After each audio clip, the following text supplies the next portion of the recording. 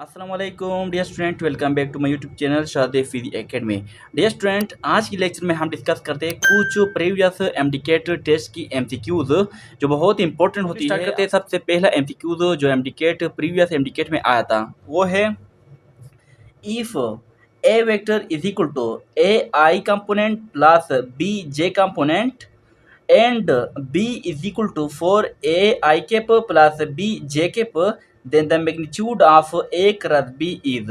हमारे पास to vector है, ए vector है ए आई के plus B J cap and B vector है 4 इंटू ए आई के plus B J cap, then the magnitude of A cross B. तो A cross B का magnitude क्या होगा? डियर स्टूडेंट, इस एमसीक्यू को तवज्जो के साथ देखो। यहाँ पर अगर हम ए वेक्टर को 4 मल्टीप्लाई करें तो फिर ए एंड बी वेक्टर क्या होगा? आपस में बराबर होगा। इसका मतलब यह है कि बी वेक्टर 4 टाइम बड़ा है ए वेक्टर से।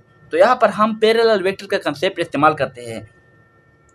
B vector is equal to 4 A vector. इसका मतलब यह है कि बी वेक्टर बराबर है 4 टाइम ए के, यानी ए वेक्टर से 4 टाइम ज़्यादा है। तो यहाँ पर ए एंड बी के दरमियान क्या है? एक पैरेलल रिलेशन है। ये दोनों पैरेलल वेक्टर है। जब ये दोनों पैरेलल वेक्टर है तो यहाँ पर एंगल क्या होगा? 0 होगा। जब एंगल 0 होगा तो यहाँ पर आप मालूम कर सकते हैं ए क्रॉस बी का मैग्नीट्यूड। ए क्रॉस बी का मैग्नीट्यूड बराबर है, ए क्रॉस बी का मैग्नीट्यूड ए वेक्टर का मैग्नीट्यूड इंटू बी वेक्टर का मैग्नीट्यूड इंटू साइन थीटा। तो यहाँ पर आप लगा सकते हैं ए वेक्टर का मैग्नीट्यूड इंटू बी वेक्टर का मैग्नीट्यूड साइन थीटा की जगह 0 पुट करें तो 0 डिग्री को यहाँ पर हम पुट करते हैं। जब हम यहाँ पर 0 डिग्री को पुट करते हैं तो साइन 0 से आता है 0। तो यहाँ पर ये सारे कंपोनेंट क्या होंगे? 0 होंगे। ए क्रॉस बी का मैग्नीट्यूड बराबर होता है 0। तो यहाँ पर ऑप्शन डी इज करेक्ट। इस तरह एमसीक्यूज आ सकती है एमडीकेट में। सेकेंड एमसीक्यूज डियर स्टूडेंट हमारे पास है, in a laminar flow of fluid it adjacent layer. Laminar flow of fluid में हमारे पास एडजेसेंट लेयर यानी क्या करती है? रेजिस्ट ईच अदर, एक दूसरे को रेजिस्ट करती है। मिक्स विद ईच अदर, एक दूसरे के साथ मिक्स होती है। Slide smoothly past each other. तो यहाँ पर slide smoothly past each other, एक दूसरे के साथ क्या होता है? स्लाइड स्मूथली होती है। इसका कंसेप्ट डियर स्टूडेंट ये है, अगर हम लेमिनार फ्लो में देखें, लेमिनार फ्लो ऑफ फ्लूइड में देखें, fluid move in a parallel layer. Laminar flow में हमारे पास फ्लूइड जो होती है वो एक दूसरे के साथ पैरेलल होते हैं। जब पैरेलल होते हैं तो इसका सी ऑप्शन इज करेक्ट। यहाँ पर slide smoothly past each other, क्योंकि एक दूसरे के साथ क्या होते हैं?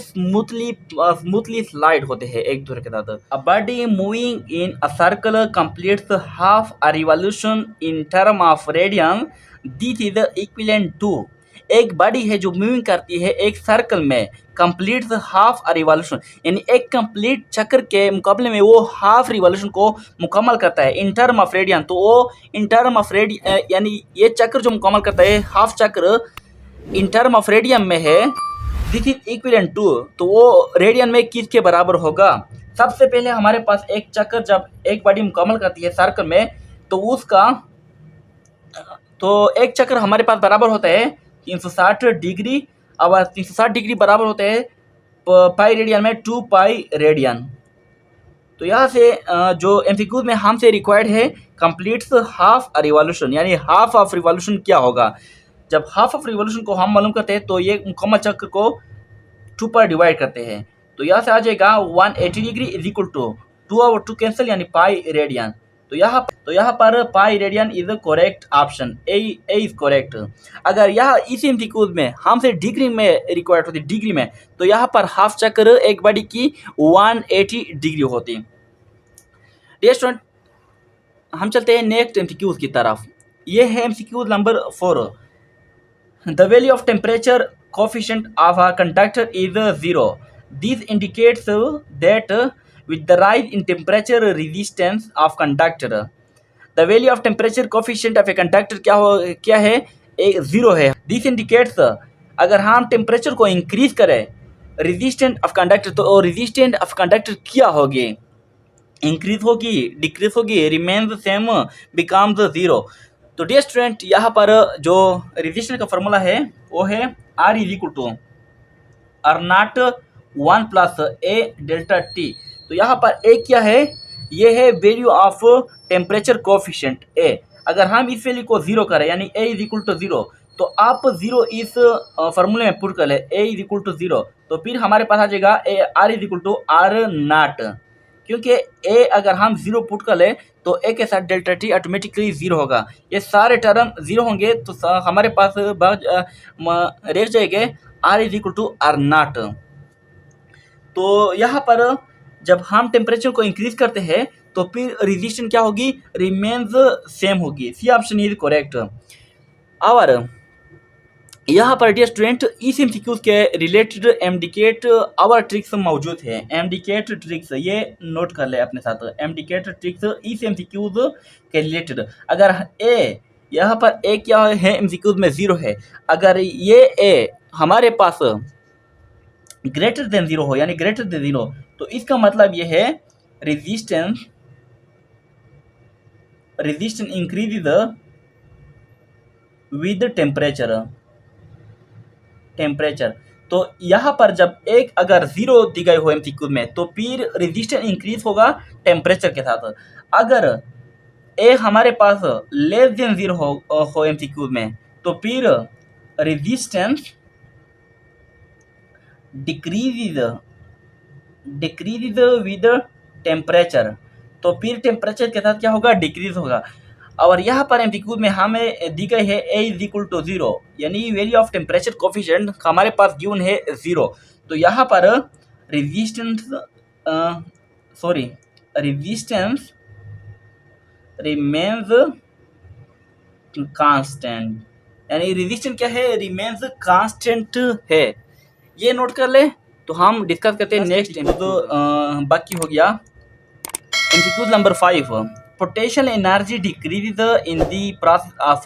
पोटेंशियल एनर्जी डिक्रीज होती है कौन सी प्रोसेस में, कंप्रेसिंग स्प्रिंग, जब हम एक स्प्रिंग को कंप्रेस करते हैं, नहीं, जब हम एक स्प्रिंग को कंप्रेस करते हैं तो फिर हमारे पास पोटेंशियल एनर्जी क्या होगी, इंक्रीज होगी, डिक्रीज नहीं होगी। बी ऑप्शन स्ट्रेचिंग स्प्रिंग, जब हम एक स्प्रिंग को स्ट्रेच करते हैं तो यहाँ से पोटेंशियल एनर्जी क्या होगी, इंक्रीज होगी, डिक्रीज नहीं होगी। Third option holding the spring at maximum extension, अगर हम एक स्प्रिंग को मैक्सिमम एक्सटेंशन पर रखें तो यहाँ से पोटेंशियल एनर्जी क्या होगी, इससे इंक्रीज होगी।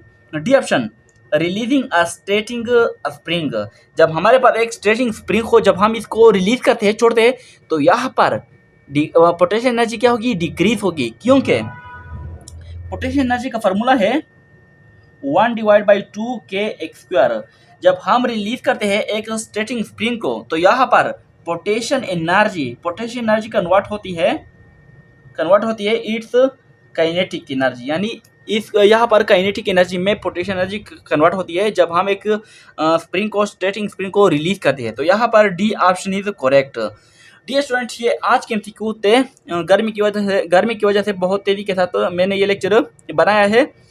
तो इंशाल्लाह इस एमसीक्यूज़ के लिए इस चैनल को सब्सक्राइब कर लें। इंशाल्लाह मिलते हैं नेक्स्ट लेक्चर में। अल्लाह हाफिज़।